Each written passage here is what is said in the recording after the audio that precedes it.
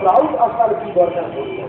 হ্যাঁ বন্ধু, কথাটা বলছে আগের যুগের দাবি কেমন যুগের প্রয়োজনই প্রাউড এসছে। আমার আগের বক্তা, আমার আগের তিনি বলে গেলেন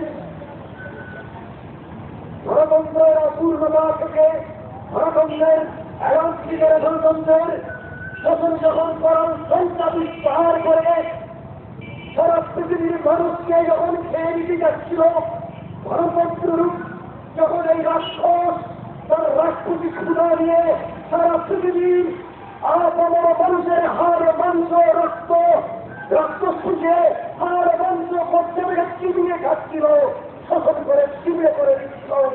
সেই সময়ে আবির্ভাব হয়েছিল মানবতার ধ্বংস নিয়ে মহামতি কার্ল মার্ক্সবাদের সূচনা করেছিলেন। তিনি শিশুদের কথা বলেছিলেন, সত্যি জনগণের রাজের কথা বলেছিলেন। সকল মানুষ সত্যি জনগণ তখন তাদের গ্রহণ করে দিয়েছে সাদরে। এই হচ্ছে আমাদের মানবতার জন্য এসছে সাধারণ মানুষের কথা বলেছে। মার্ক্সবাদ মানুষের বাপ, মানুষের মতবাদ বলে গ্রহণ করে দিয়েছিল। কিন্তু বন্ধু, আমার আগের বক্তা বলেছে, আমার মনে হয় আর বেশি তো বলার দরকার নেই।